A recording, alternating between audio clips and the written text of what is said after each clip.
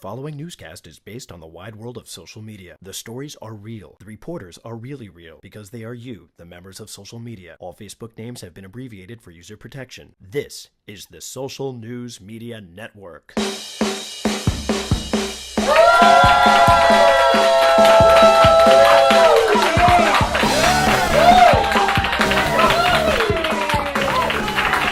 Hello and welcome to the SNM Network, the only weekly newscast written by you, the wide world of social media. I'm Colin Cosell. Despite a massive influx of headline news ranging from entertainment to politics, our top stories of the week somehow revolved around the great state of New Jersey, also known as Snooki's Cavern. Excuse me, as notoriously B.I.G. Governor Christie made national headlines for his decisions regarding Whitney Houston and gay marriage, both of which are mutually exclusive. I'm just putting that out there. We begin our coverage with Governor Krispy Kreme's decision to veto a bill which would allow, see what we did there, gay marriage in the Garden State. We now turn to reporter Curly Comedy, who tweeted, "God made macaroni and cheese, not macaroni and Steve." That's Chris Christie before he eats the microphone, because he's fat. Reporter Morgan Murphy was surprised by the decision, stating, "Hard to believe Chris Christie would be against any event where there's cake," because he's fat. Yes. And in keeping with our bizarre affinity for Harry Potter, Twitter's Whoa Morgan summed up the veto by saying, "Chris Christie killed Dumbledore," because Dumbledore is gay. Swish and flick. Gilbert Grape's mom then faced more adversity when, in addition to flying flags at half-staff, Todd Marone reports, "Chris Christie plans to honor Whitney Houston by sealing her in carbonite and hanging her in his foyer." Because he's fat. Speaking of Whitney Houston, we now switch to entertainment news and the coverage of the pop diva's televised funeral. Our Twitter reporter Frank the Doorman commented on the gravity of the occasion. "Whitney Houston's family requests that you respect their privacy by watching her funeral live on national TV for 4 hours. While Facebook's Marcy B praised the singer, "Congrats to Whitney Houston on her first week of sobriety. Kudos." We were nice to her last week.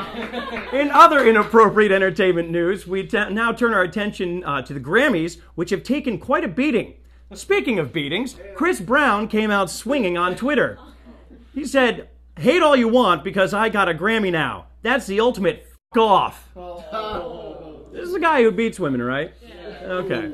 Our Twitter reporters then responded with the hashtag Chris Brown pickup lines, which included not Bill Walton's, "Listen, girl, if I could rearrange the alphabet, I'd put you in the ER." Because he beats women. And Nacho Twit Cheese's, "Nice shoes. Wanna fight?" Hashtag Chris Brown pickup lines. He beats women is the joke. Moving on from physical blows to verbal blows, it's time for our focus on politics. Nice transition. Members of both parties have dealt with severe criticism over the ongoing contraception debate. Republican frontrunner Rick Santorum's chief fundraiser, Foster Freeze, caused quite a stir, saying, that's his name, "Back in my days, they used bare aspirin for contraceptives. The gals put it between their knees, and it wasn't that costly." This led female Twitter reporter Slack Mistress to fire back. "Santorum puts aspirin between women's knees, and Romney puts his dog on a car roof. Maybe Republicans don't know where things go." It's confused. While male Twitterer Neil Brennan corrected, "Santorum, you square. If a woman holds an aspirin between her knees, you can still put her on her tummy and go to town." Tummy. Said tummy.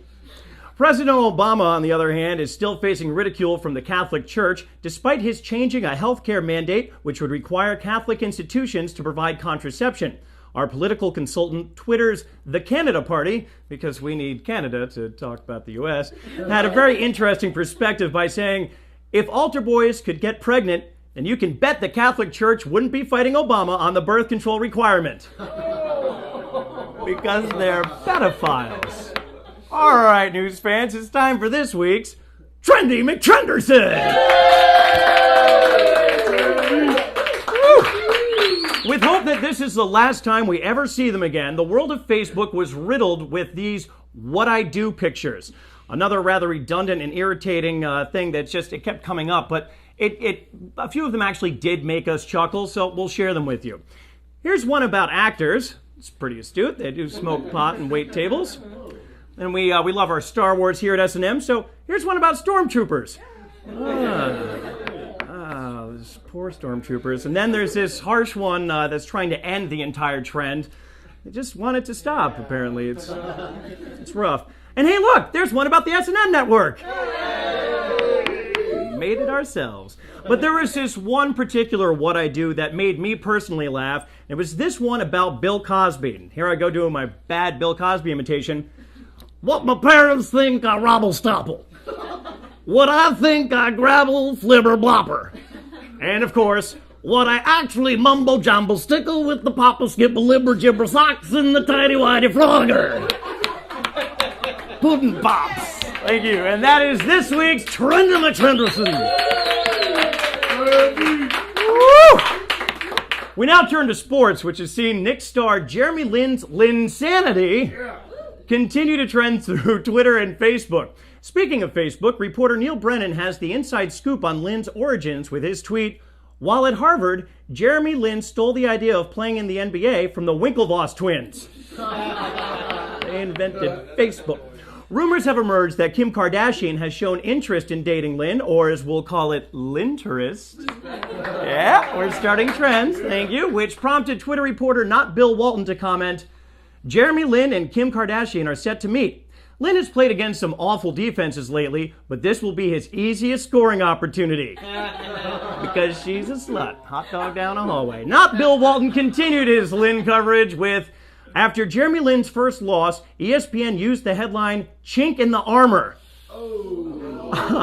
What's next? Referring to Tebow's running ability as Virgin Mobile? Because he's an uber Christian. Hashtag Lin Tolerance.